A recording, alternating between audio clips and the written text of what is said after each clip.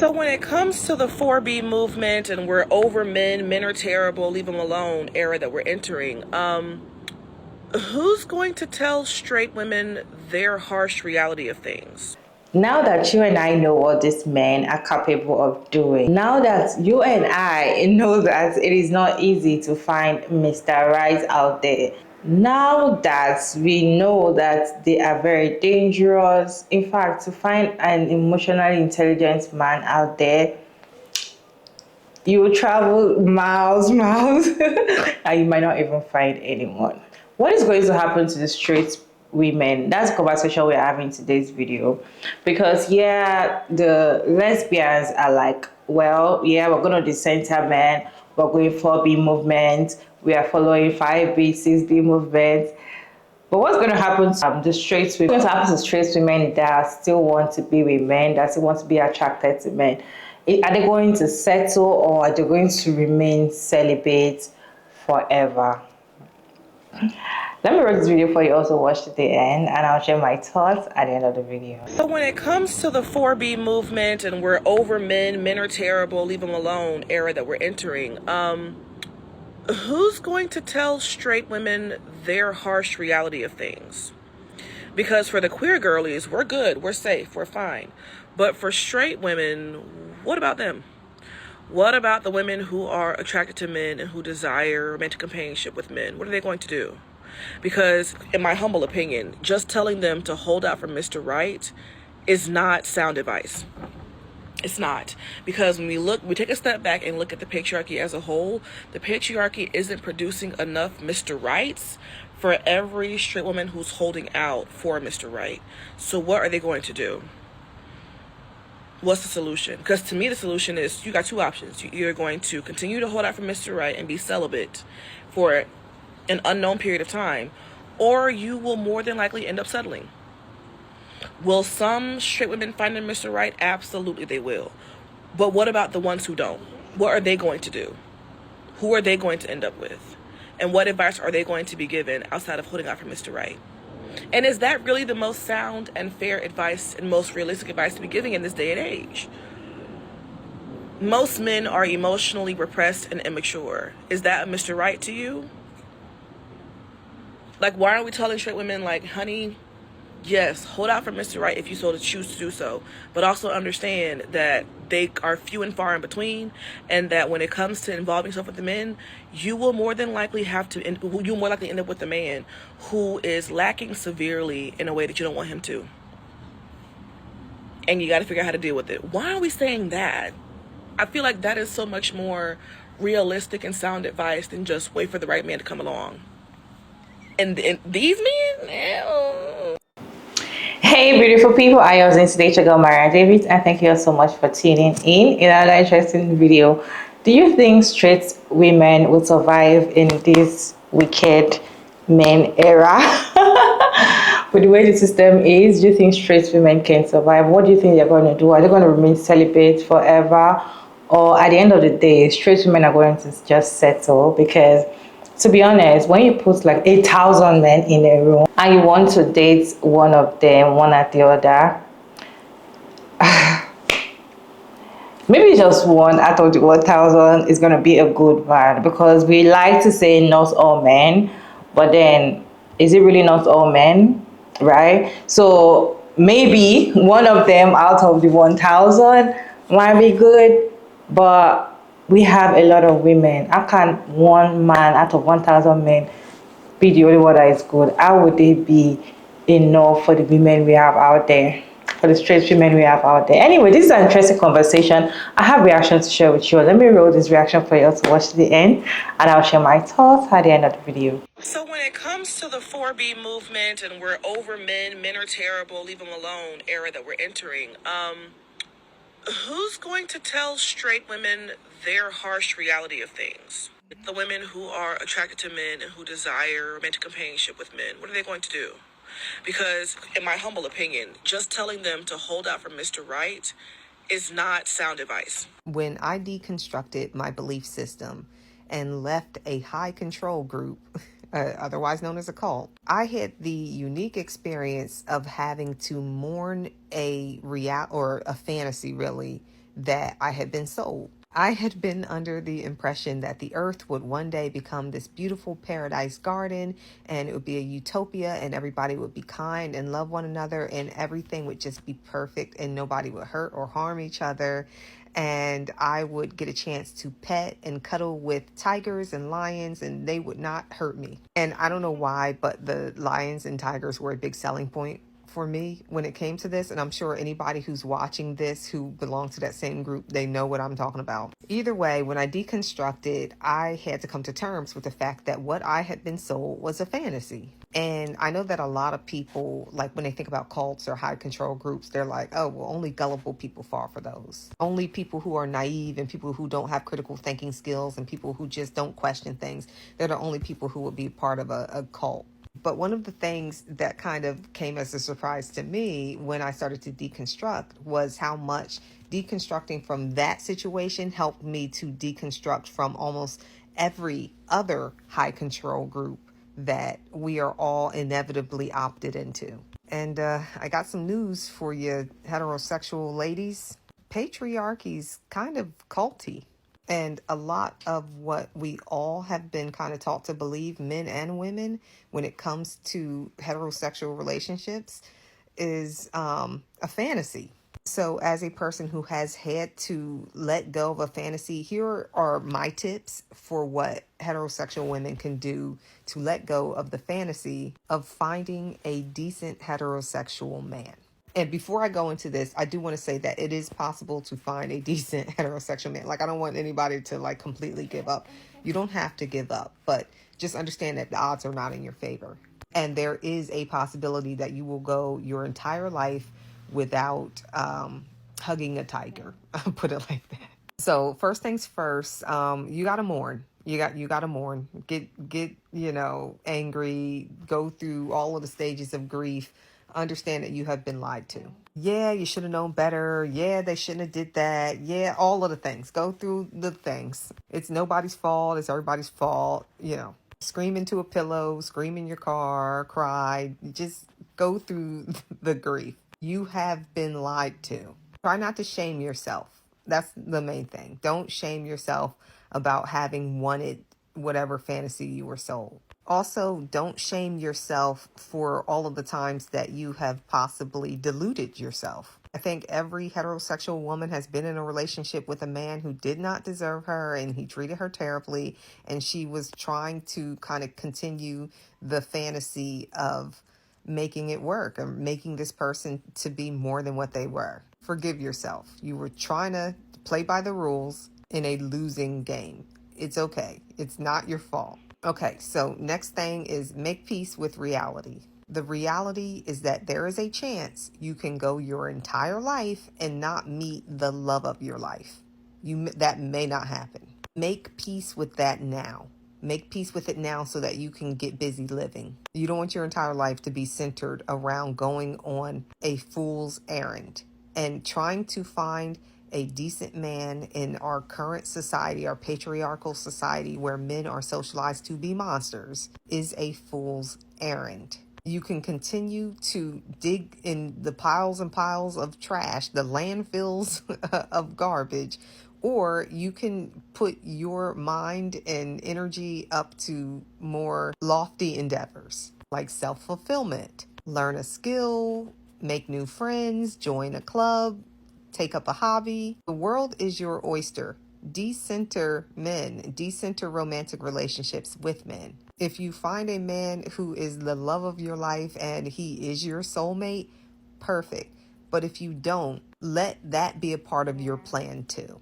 Don't let the man be your destination. I think it's my mutual Deshaun who said this, and I love it. Don't let a man be your plan. It is totally fine to want to be in a romantic relationship and to be open to being in a romantic relationship with a man, but do not quit your life to make that the reality, because that would be like quitting your life to just scratch off tickets. The odds are not in your favor and you need to make peace with that. Another thing might be to figure out what it is that you're truly looking for.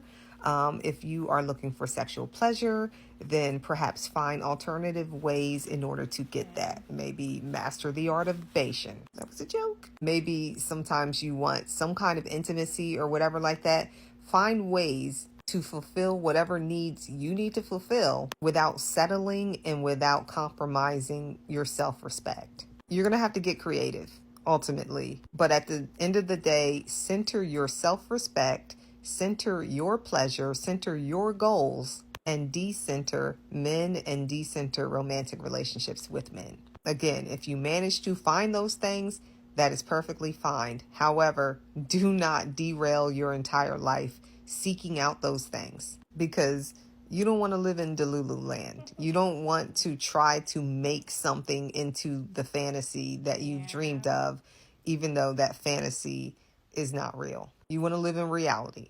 So coming to terms with things is going to hurt at first. I mean, I still have moments where I grieve the reality that I thought that I would get a chance to see. But at the end of the day, it's extremely freeing, and it helps you to see the world a little bit clearer, because you'll see when someone is still trying to play with you because they think that you're still living in fantasy land. So that's kind of the fun part. I actually enjoy that quite a bit. As long as you are centering men, there's leverage for men, and there's leverage for the patriarchy. So coming to terms with the fact that you may not find the love of your life may not end up like a Hallmark movie, that is power for you. And that doesn't mean that you can't still date and you can't still have a good time with men. You still can. But just kind of being more clear-minded about things is just an awesome place to be. So yeah, that's my advice. I don't know if that was helpful to anybody, but that's what I would say to women, is just kind of, you gotta wake up and make peace with the fact that you might not find your somebody in a man anyway. Your romantic somebody, and that's okay. That's okay. There are plenty of people that live and die, and that doesn't happen. And a lot of those people are married. So, okay, that's it. Well, I feel like that's a very good advice. What is your take on today's video? What do you think straight women should do? Are they going to settle, or maybe they'll eventually settle, because, or they will just remain celibate? For me, I feel like if you do not put relationship on your head, you're just living your life like a basic thing. You're not putting that fantasy of you with a man, the lovey-dovey thing. You're just doing you, and you're not centering yourself around men. You don't care if men like this kind of hairstyle.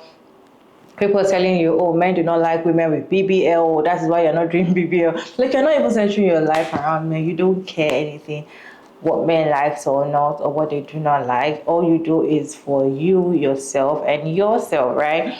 If you're doing all of that and you don't center yourself around them, life is easier. And eventually, if you meet somebody, because you already know, you've come in terms with the fact that this man, they are something else, right? And you understand the kind of person they are. You know that they are very manipulative. So if you've studied all those parts, you know that they can love bomb you. You know they are liars. You know they are cheaters. So when they start breaking all those things, when they start doing all those things, the very first red flag, you leave.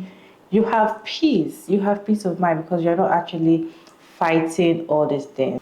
But if you're forcing yourself to be in a romantic relationship with a man, you find yourself still staying when you're seeing the first red flag. You find yourself still forgiving and still seeing some lies and manipulation. But then you're lying to yourself, and you're just being like, I will just stay, because at the end of the day, I might not find another man to come and meet me later. I saw a video of this lady saying that patriarchy is much more effective when women are clueless about their own power, which means that if women understand how powerful they are, if women understand how they can be powerful, right? I don't think most women will be in a relationship. Let me roll the video for you all to watch to the end, and I'll share my thoughts at the end of the video. So one of my guy friends, he's very supportive of my content. I think he watches all of my videos. He watched a recent video where I talk about the fact that some women are in relationships with men who are keeping secrets. But the secret is how wonderful that woman is, and she doesn't know it. So my friend sent me a text and he said, I'm a little confused. How does she not know it? One second, let me go back. The exact language was, how does she not know it herself? This is how I explained it to him. This entire matrix of patriarchy, it is a false construct that has become very real. And because we all live in it, we operate within the construct of patriarchy. As a woman, when you live in a fake construct where your access to resources, it's difficult or impossible to attain, you attach yourself to whoever or whatever has access to it. If you're born into this system, your mind adjusts and says, this is what's important, this is what is valuable, which is the man. If you are a woman and for a certain time you couldn't vote, you couldn't get a higher education, even if you wanted to get on birth control, your husband had to give permission. If your husband thought you were a little moody or a little cranky, he could have you committed to an insane asylum. You can't get business loans, can't start a business, can't get a mortgage, etc. When you live within that system, everything is focused on male validation. Everything is focused on how can I make myself more attractive so this male will choose me and then I get to live a somewhat decent life. When that happens over time for centuries and centuries, as a woman, you forget who you are. Nothing in your environment is reminding you of how magnificent and powerful you are. And the women who are saying things and they're trying to reach you, well, society has said they're crazy or she's just gonna die alone with her cats. But that's changing now. Because more women have more access to resources, a lot of them are starting to wake up and say, oh, I see what this has been. Let me inform other women so they can see the light as well. Let's remind them of their greatness. Because the truth is, so many marriages, so many relationships, the only reason they exist is because the woman has no idea of how great she is. She doesn't know about her magnificence. She doesn't know that everything she is giving so freely, she doesn't understand how valuable it is. Because if she did, she might not choose that man. She might not even choose to have children or be a mother. She might just live her own best life.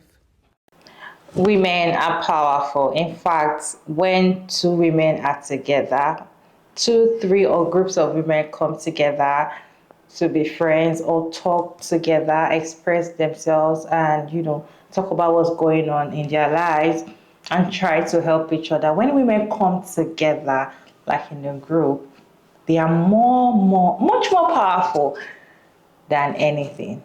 And that is why men get jealous, especially when you're in a relationship with a man. You see a man telling you that, I don't like your friend, I don't like the fact that you have friends, you're too close to this, your friend is teaching you bad thing. It's not because your friend is teaching you bad thing or anything, it's because he's afraid that you might have that backbone that he doesn't have. And again, he's afraid that what you're not seeing or what is manipulating you not to see, your friend or those group of women that you're with might see it and call out is BS. That's one of the major reasons whereby most men you're in a relationship with will tell you, don't have friends, cut off your friends because your friends are teaching you bad thing. No, your friends aren't teaching you bad thing, unless maybe you have a bad friend. But if you have a good friend that is there for you, a group of women are always powerful, and even a woman on its own is powerful. And if a woman can understand how powerful she can be by herself, I don't think women are going to settle. So straight women being settling and all of that, it is not right. You just feel like you don't know how powerful you can be alone. You don't know how powerful. You don't know what you have, because if you know what you have, you're not going to settle for anybody that comes to you. You can just celebrate, or you can choose what you want. You can even be the one playing men games. You can be the one manipulating them. You can be the one cheating. You can be the one doing anything you want to do if you want to be in a relationship with them. But you find that you are aware of the kind of person men are. You're aware of how relationship can be.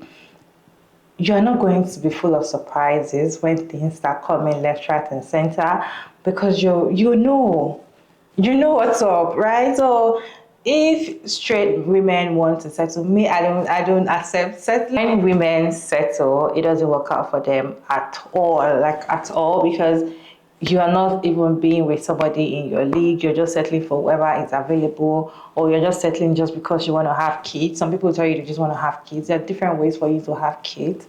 If you don't see a good man that you want to have kids with, have kids any other way, right? The most important thing is do not settle, because you on your own, you're powerful. And if you realize how powerful you are, you're not going to settle for men or just accept anything that comes your way.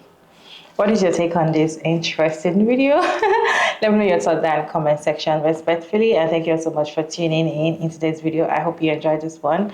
Please like and share and subscribe. Check out Maria Davis, and I'll see you in my next one. Bye.